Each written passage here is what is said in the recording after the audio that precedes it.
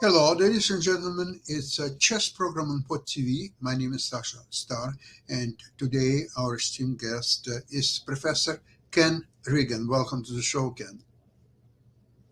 Again, and welcome to my home. Yeah, It's my beautiful, birthday today, too. beautiful. So we just have one tournament ended, another one is starting. Carlson was absolutely unbeatable and uh, played probably one of the highest chess ever being played in his demolition of Hans Niemann first, And and Fallujah. then Feroz. Yeah, he was like flawless and just amazing the way he played and showed his complete superiority over anybody, and probably he just confirmed his name as the greatest of all time, at least as the way he plays now. And now, interestingly enough, he is playing in a chess Olympiad which is being held in Budapest, Hungary. There are 193 teams, if I'm correct. Yes, And Carlsen is playing for Norway, for his today. country. He did not play Today, yesterday, and yeah, Norway only drew their match against Canada. yeah, well, listen, Canada is one of the strongest teams, and even, I'm joking, but still, unfortunately, Bariev is not playing for Canadian team. He is not only that he is very strong grandmaster, and he was at one at his peak, he was probably number three in the world. But even now, so many years later, he still have incredible feel for the game. Positionally, he's Right. very, very strong. Of course, he is now more middle-aged man without revealing his age. I would say that, of course, it's difficult to withstand against all the youngest grandmaster who prepared through all the lines with computer preparation or so on. But nevertheless, this Olympiad is really a great celebration of chess. Yes. And by the way, Susan Polgar is coaching or at least helping U.S. teams Hmm. in Budapest.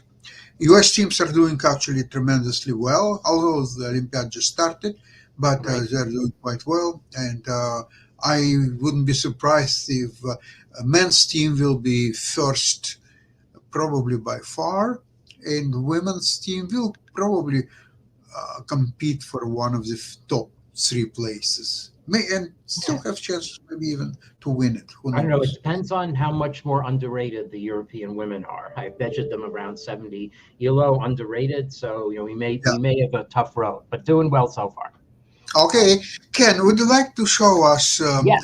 And, games? and the theme of my games, including one that's going on right now in the United States versus Bulgaria match, is that the chessboard is not safe for minor pieces.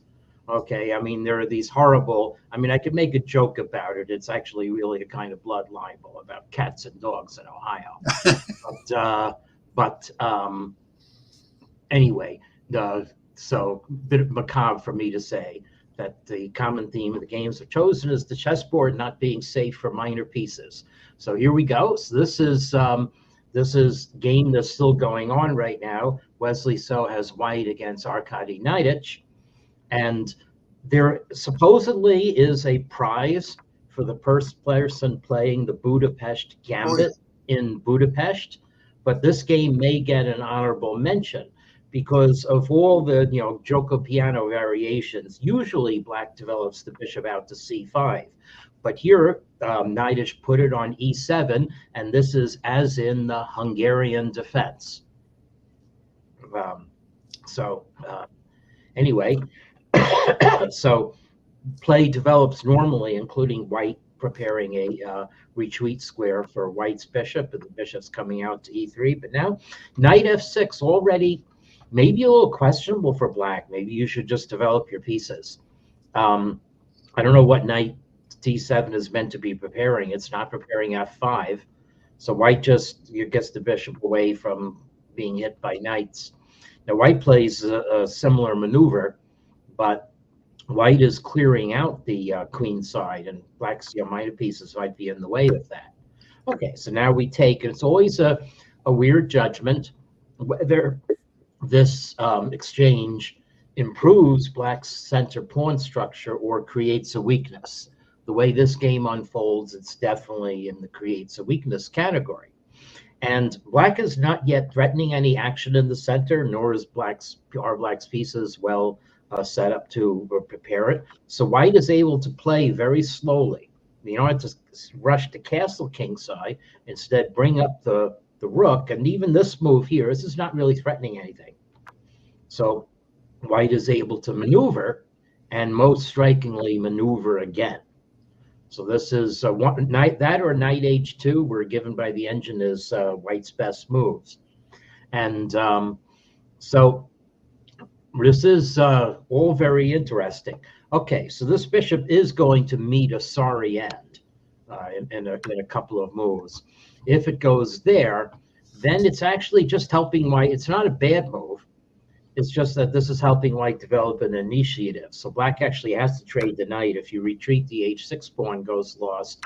And now, in order to deal with the threats against h6, black has to play an unusual, weird move. And maybe the engine could defend this, but I'm not going to humanly defend this. So white's pawn is not hanging. But watch what happens to black's poor bishop on e7. Okay, so black gets the king out of that latent pin on the h6 pawn, although, you know, sometimes it's like jumping from frying pan to fire. I don't really see what black is preparing with that move. Maybe the king was better on h7. I don't know. Anyway, white plays a logical move, and now here's where black makes the first mistake. What black should do is play queen e8, which is at least a one-move temporary defense of e6, because if white takes on e6, black is bishop b4 check, uncovering the attack on white's queen. Black does need to bring the queen over to defend this king side. Instead, however, black tried to get one of these offside knights active, but it absolutely hands the initiative over to white. Okay. Now white brings back the knight, so it turns out we didn't need the knight retreating the knight made way for white's queen. We didn't need to deploy it via h3, which is also good. But this is better. And now, interestingly enough, black has already lost this bishop. Looks like a natural move. You think you want to provoke e5 in order to, at least close the center, take some pressure off the light squares. But white has knight h5, and now black plays queen d7, which is the natural defense move. But now what you've forgotten is that now on e5, the bishop cannot retreat to e7 anymore. And if it goes to c5, white is bishop b4, and it's trapped. So in this position, Neidich has taken the lesser evil of sacrificing the exchange and does get a pawn on e5. So in certain positions, this could be sufficient compensation, but not this one. Okay, white is still controlling all the squares. Black's bishop has to fall back on defense. And interestingly enough, rather than castle queenside, there's nothing wrong with white castling queenside. It's computer's second best move. But actually, Wesley decided to just play the king here and bring the rook to e1, again putting extreme pressure on black's position right away. Okay, and now, well, white is an exchange up, and now this is breaking the game open. Okay, and so this is the current position on the board. And wow, it's definitely winning for white. It looks quite ugly. It does. It does. So now let's see the wonderful adventures of Levan Aronian and Arjun Erigaisi in round one. Oh my God. What a Arjun, an up-and-coming star here. So now let me share my screen. I have these games in a chess GUI. So again, I'll just share the tab for that GUI if I can find it. Uh-oh, where is it? Oh, window. Here we go. Okay, so now tell me if you see a chessboard, and I'm analyzing this with the Komodo engine. Okay, let's give it a little bit of time. Okay. Yep, now you see it. Okay, So let's see. No, I don't see anything. Oh, let's see. Okay, let me jiggle it a bit. List games. Let me load Erigaisi's games then. All right. Okay. It should be showing the window of this chess GUI. All right. Let me Not yet. go out and stop sharing then. Oh wait. You know what? It cut out. I'm sorry. Let me try it again. Okay, you're right. Okay, it cut out. Should be to window. Do you know what? It's blacked out. It can't see this. So let me do the entire screen, therefore. All right. Okay, so I'm doing my entire screen. And now can you see the... Yes. Okay, all right. So that's what I had to do. So the fact the window was blacked out meant it couldn't show it. Okay, so this is the up-and-coming star, Arjun Erigaisi, who seemingly has gotten no love, even though he's now above 2775. He's the one up-and-coming young Indian player who has not been in the candidates tournament or in, well, he's been in some major competitions, but not as many. Okay. He is playing opponent more than 400 points lower rated. And so we get a Nimzo Indian type position where black is able to remove white's dark squared bishop really early. But white has now beaten off the pin and not suffered any damage to pawn structure. So even though black has the two bishops, white has a lot of space and decides to fianchetto behind, building up the center. And black's knight coming out to c6, I always find that awkward. I mean, it's fine when you've got double pawns on the c file to shoot against, but here, Erigaisi is doing it without white's pawns being doubled. But it's a little bit difficult to defend c4, I guess. And white decides to be proactive and keep black's knight from coming to a5. And now comes an amazing reaction.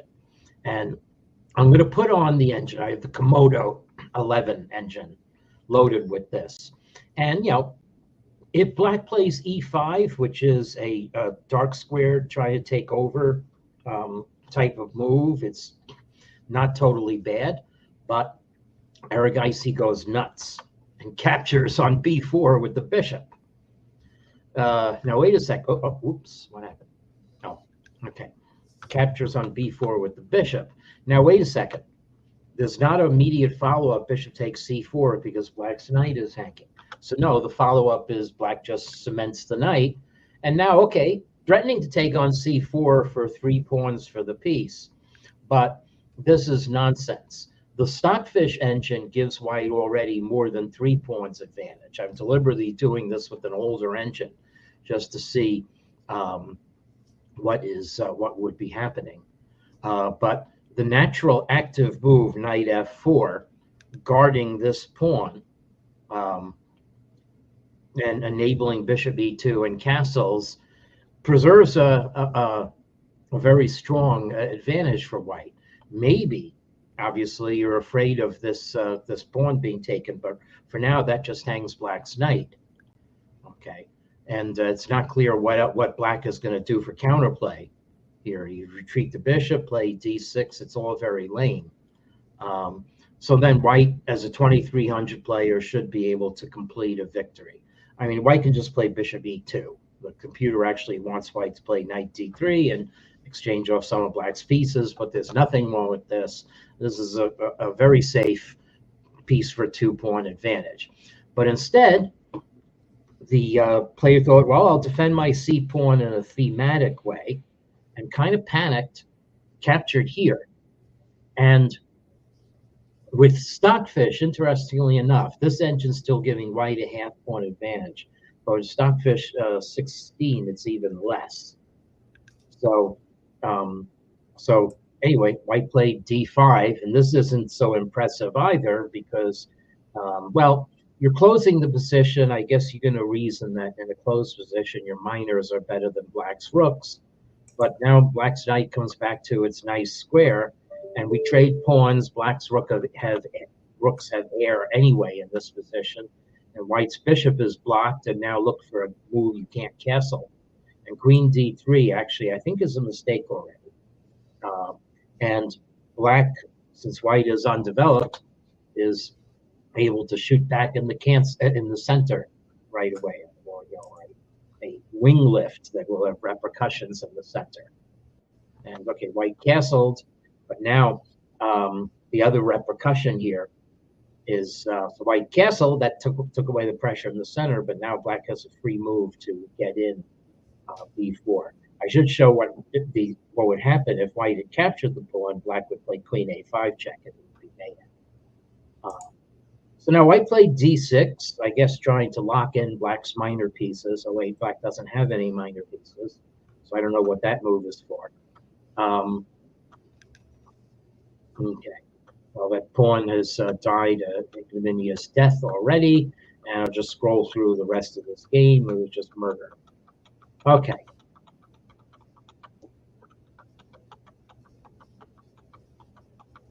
And white gave up. Okay. All right. So, not to be outdone. This was on board 2 because India is the second-ranked team. Levon Aronian went one better when it comes to pitching minor pieces in the opening. Look at Aronian's game from round 1. Here we go. Okay. So Aronian also is black. So the nifty thing is all of this largesse is happening with black.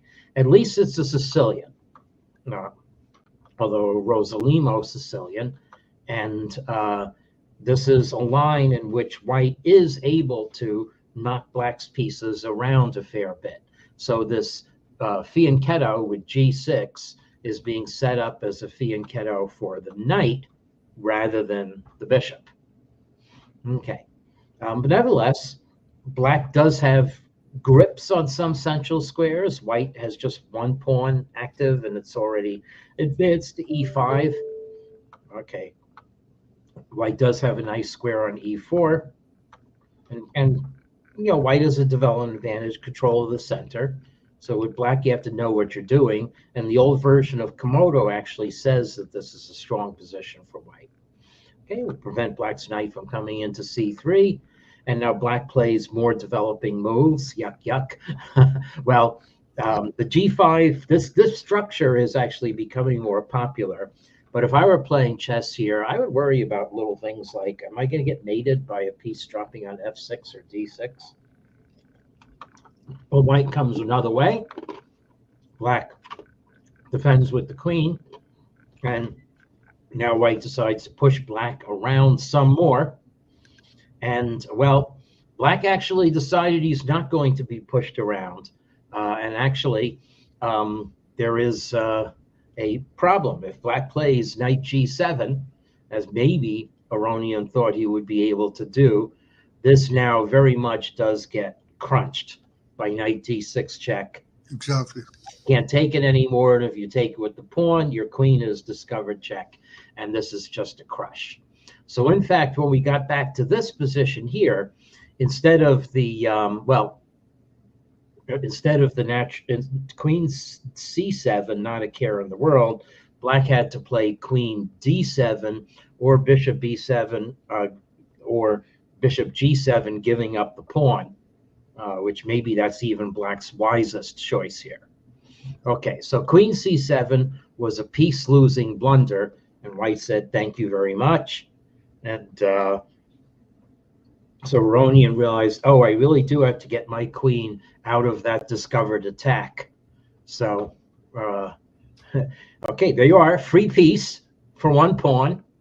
Okay, now, so how is white going to manage to not win this one? Yeah, bishop. Black finally has 2 bishops advantage, though. Yeah, that's right. Well, yeah, black does have 2 bishops advantage. Okay, so we play d4, a natural attacking move.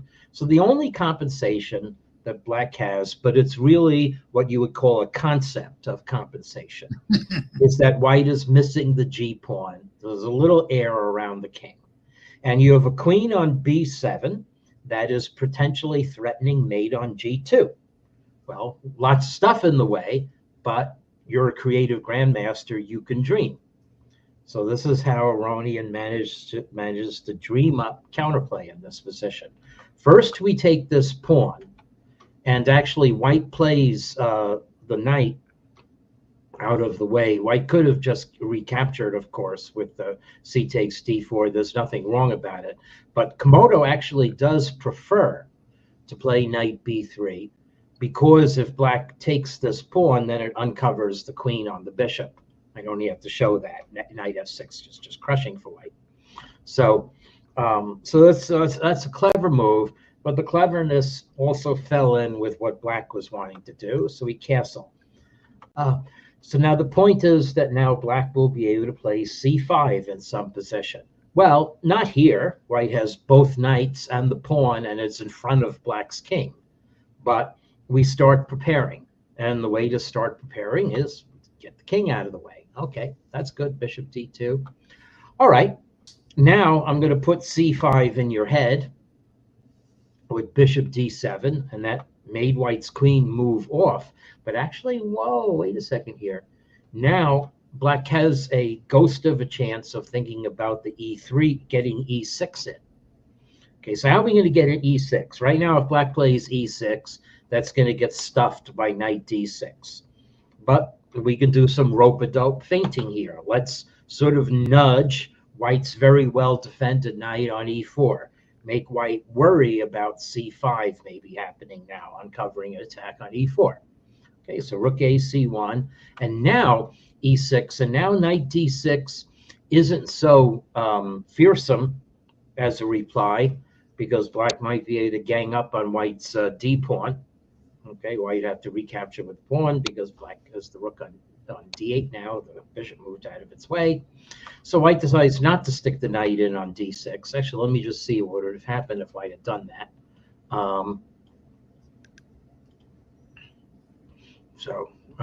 Yeah, I mean, you could do it. You were just playing chess, and white is playing a piece ahead, but maybe black can win a second pawn. All right, but there's nothing wrong with queen a4 either. But now we're going to see Aronian go about weaving the last part of his plan. Ken, just one very quick moment. Instead of queen a4, would white try bishop b4? Let's see. There is, in fact, nothing wrong with that move either. Just to increase control of d6. Yeah, that would be consequent. I guess what the computer says, black is nothing better than bishop takes b4, take the bishop, take the knight, and plant a rook on d5 and hope. Yeah, but like a press type position. You know, try to be a little fortressy. But anyway, white is attacking the c6 pawn, makes black defend, and white gangs up on the c file. So Aronian brings the king away. And now, well, you can't play rook c1 because then black would capture the knight. So white's going to prepare the plan by getting the knight out of the way, hitting black's bishop, and now bishop h3. Okay. And now the engine is still showing white with almost 3-pawn, full piece advantage. There are lots of moves to play. And in fact, white's rook on c3 is really good. It can support moves like f3, just closing down this diagonal. Okay, but you could double up on the bishop. The most consequent move probably is playing knight h5 and getting the knight into f6. But white decided to reroute the knight a different way, play knight f1 to bring it to e3, and again just make known that you have 3 pieces to play with in the center and black only has 2. So knight f1, and now here comes Aronian's combination. So now Aronian is finally able to spring the checkmate on g2 combination, and white will have to give back the piece. So b5, and what white probably didn't see, so I'll let readers see it first. Actually, it actually is shown as the best move for white. So that's curious. But the point of black's play is that if queen a5, board is not safe for a queen either. This traps white's queen, because when you take it, black has c5, finally springing the mate on g2. Now, not Stockfish, but Komodo actually thinks that white is still fine here with 3 pieces for the queen. but it must, and white still has an advantage, 3 pieces for the queen, and there are places where I can anchor the pieces. So on c5 and d6. So maybe this is still an advantage for white. It's not so much an advantage when I played this over on Stockfish. But anyway, white didn't do that. So white played knight a5 to seek the haven of a drawn rook endgame. So there we go. Black has won the piece back. And Komodo says 0-0-0. But Aronian, of course, is a grandmaster. And when he gets a second chance, you're not going to survive long. Okay, pawns are equal. Black opens up the position. Now, of course, objectively, white should not lose. But now even Komodo is saying that black is slightly better of this endgame. I haven't recorded what the time situation was for the players, but Aronian is able to play very simple, direct chess. Let's go for mate against white's king. There we are, starting to close the net. Again. Oh, we're going to checkmate you down here. Ah, yes. Okay, there we go. White retreats. Okay, you can't take on h4 for reasons that will basically happen in the game. Okay, h6. Now this, and now g3. H takes g3, rook 1 takes g3, and this is mate coming up because black is simply going to withdraw the rook along the g file, play one of the rooks to h file mate. So white gave up. Oh, that's really something. Oh my Yeah. God. Maybe I'm not showing the best chess from this tournament, but it's certainly, an antidote to the idea that you play it safe, you grind people down in the early rounds of the Olympiad.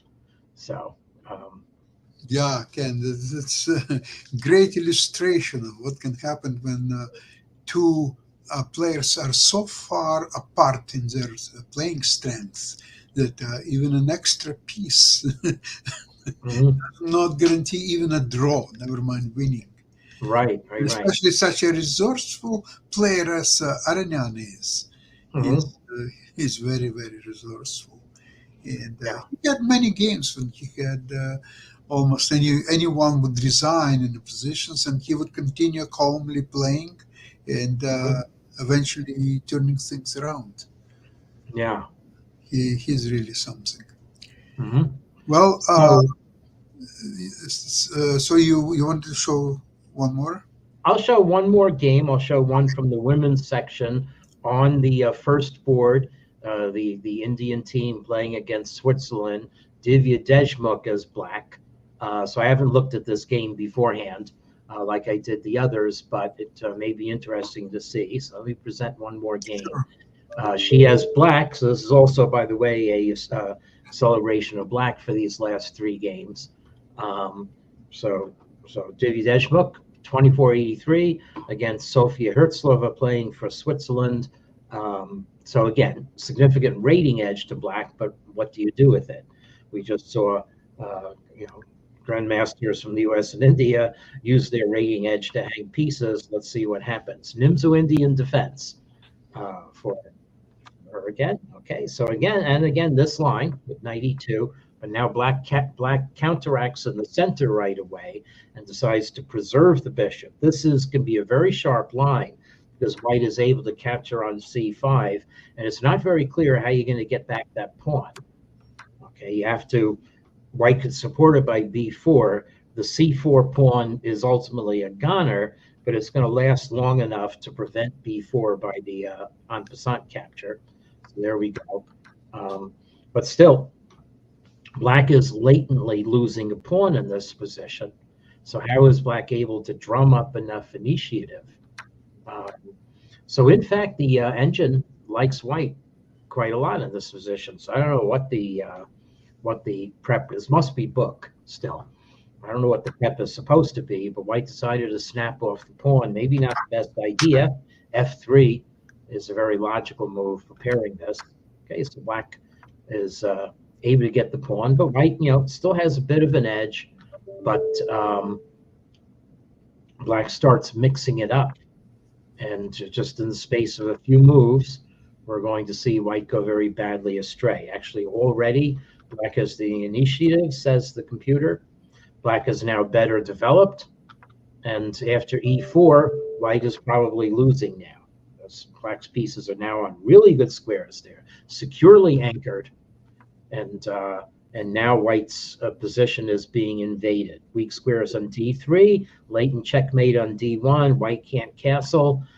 Even running to the king side doesn't help anything. b3 is weak too, and so black is going to tighten the noose.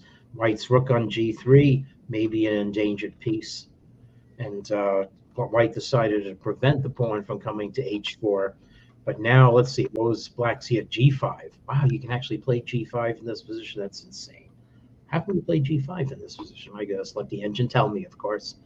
If you play H takes G5, is H4 the point?